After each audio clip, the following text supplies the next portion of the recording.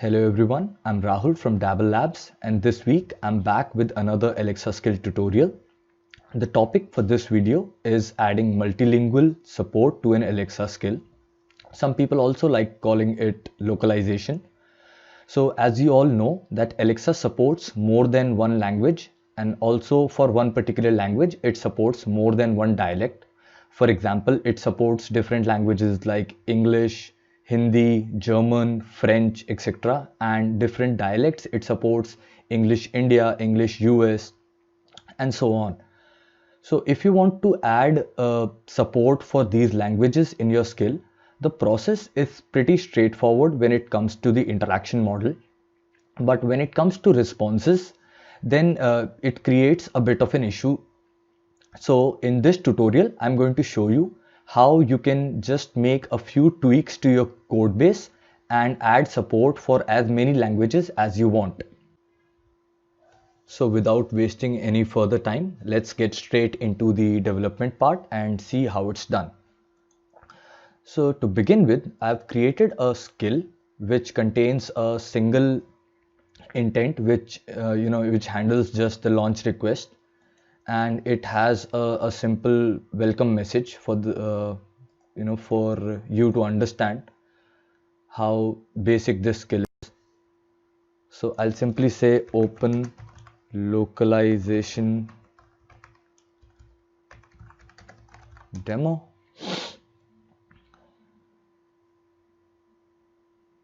Hello there. Welcome to the localization demo. So as you just saw that it gave us a response. So let's see where the response is coming from. So right now the response is coming from our Alexa hosted code, and in this code, as you can see, this is the launch request handler, and it contains a simple message in terms of a speech output which is being passed to the return function. So in order to add multilingual support to a skill, first of all, we need to understand what kind of locale the user is using. So even before that, we actually need to add a locale to our skill. So right now, the locale, as you can see, is only English US. So in order to add a new locale to your Alexa skill, just go to the developer console, click on this drop down menu and select language settings from here.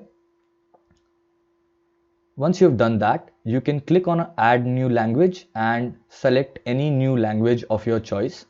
Just to save some time here, I am simply going to add support for another English language, and for that I'm just going to clone the existing interaction model. So while this is being cloned, let's see how exactly do we get a response from Alexa, and how can our code understand which locale is the user using. So suppose our skill supports multiple locales for the English language. So even if it supports a single language, if you scroll down over here, you can see that inside our request we get a locale variable, and the value for which is ENUS. Similarly, if it's for English India, it would be EN-IN, and for any other language, the pattern would go the same. Like for Hindi, it would be HIIN, and so on. So it just gave us a message that the build is complete. So let me just go back to the build and see if we have everything in place. So now we should be having two interaction models. Yes, we do have them. Just to avoid any confusion, I'll name this one as localization demo for United States and the other one as localization demo for India. Let me just quickly save that and build this model again. And once these models are built, we'll be able to test them and see different responses. But we won't be able to see them at this point of time, since for both the locales, the speech output which is being sent is a single one. So let's just modify our code a bit and add support to recognize multiple locales and change our response accordingly. So uh, here's a small code, here are some small changes to the code where I've just changed the speech output part. And what I've done is I have identified our locale by getting it from the request envelope, as you can see here.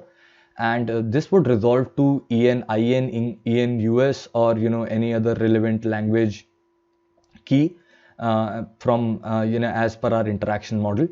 So once we receive that, our response or our output would change based on the locale that we get from Alexa.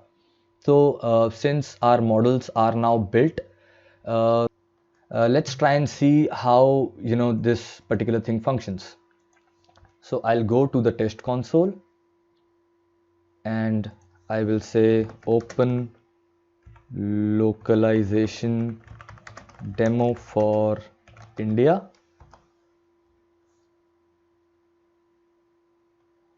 Namaste.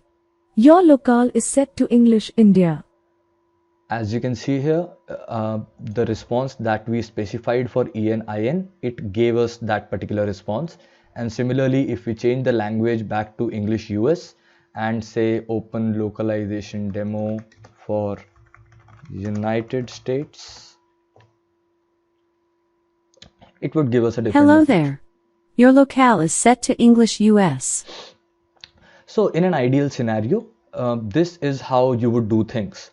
But if you follow this approach, then the code base can become quite huge, and there can be a lot of if and else conditions which can make all of this a bit difficult to manage. So in order to simplify things, what we'll be doing is we'll be using a localization interceptor instead. With the help of a localization interceptor, we won't be required to make such kind of changes to each and every intent of ours, and we can simply get the right response based on the right kind of locale from the interceptor itself.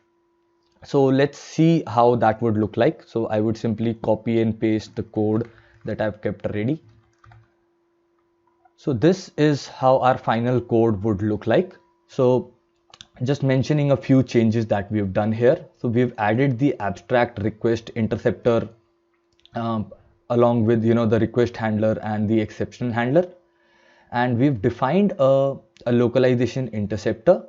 In this, what we've done is we've picked the locale as we did before, and we are trying to open a languages file inside a folder. It is not there till now. We'll need to create one.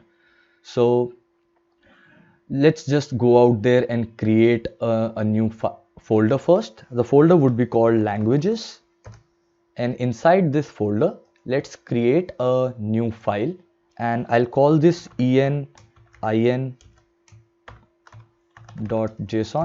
So make sure that the name of the file is same as the region, because this would actually create a difference.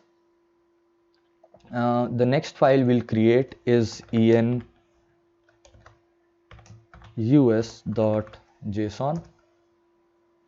and we'll also create a third file which will be simply called en.json.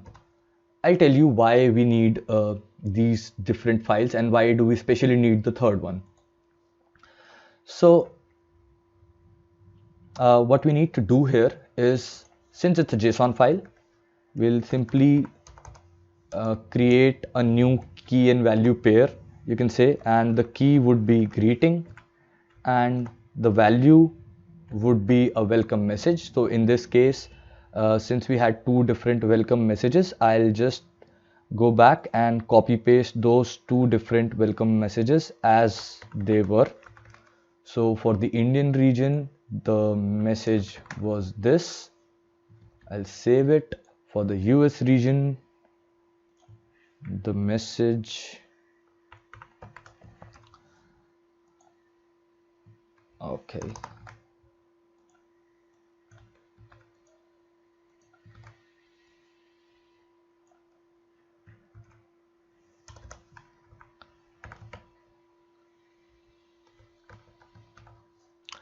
so yeah, in the final file, I'll just simply set it to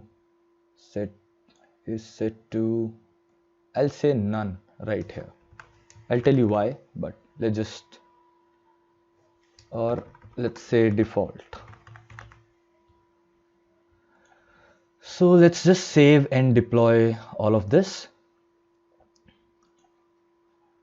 While it is being built, let me just tell you what's exactly happening here. So whenever our launch request is, our launch request function is called, we get a launch request from Alexa. Our handler function will try and pick up the language prompts from the request attributes which are passed by the localization interceptor, which means that the first request would come to the localization interceptor. It would identify the locale of the user. Based on the locale of the user, it would try and open a relevant languages file from the languages folder. So as you can see, the name of the file is simply passed on as the locale followed by .json. That is why I told you that you need to have the right naming convention right here. So once you have the right naming convention, it would pick up that file and load it as a JSON file and load all the data and key value pairs which are inside it. So in our case, we created a key named greeting. So in our in our handler function, what we would do is we would pick the language prompts from the interceptor, which are being passed as request attributes, as you can see right here at the bottom. So from those request attributes, we fetch the greeting value, and that value would change based upon the locale, right? So since we have done all of this, the last step that remains is to add a global request interceptor to our skill builder, and we can do this by simply adding this line right here. So since we've done all of that, let's go back to our testing console and try and test it out.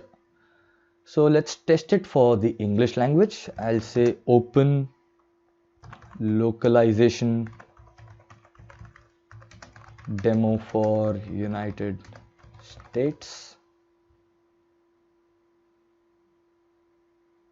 Hello there. Your locale is set to English US. And I'll run the same for India. Namaste. Your locale is set to English India.